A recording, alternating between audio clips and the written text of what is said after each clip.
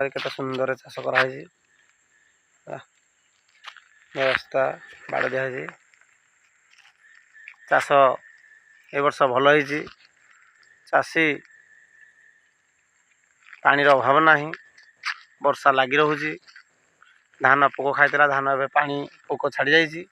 ତଥାପି ଗୋଟେ ଗୋଟେ ପୋକ ଖାଇଛି। ଗୋଟେ ପୋକ ଖାଇଛି। ବହୁତ ସୁନ୍ଦର ଧାନ ହେଇଛି ହେଲା। ଏ ବର୍ଷ ଚାଷ ଭଲ ହେଇଛି,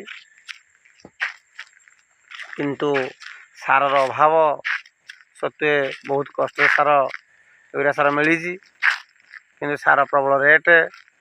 ଯଦି ସରକାର ତରଫରୁ କିଛି ସାର ପାଇଁ ଅଧିକ ସାର ସୋସାଇଟିକି ଆସିବ, ତାହେଲେ ଲୋକ ସାରର ଅଭାବଟା ଦୂର ହେଇଯିବ।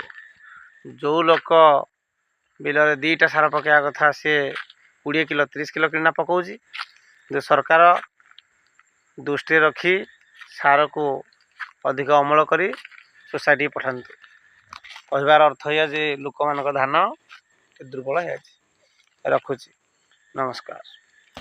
ଜୟ ଜଗନ୍ନାଥ। ଜୟ ଜଗନ୍ନାଥ।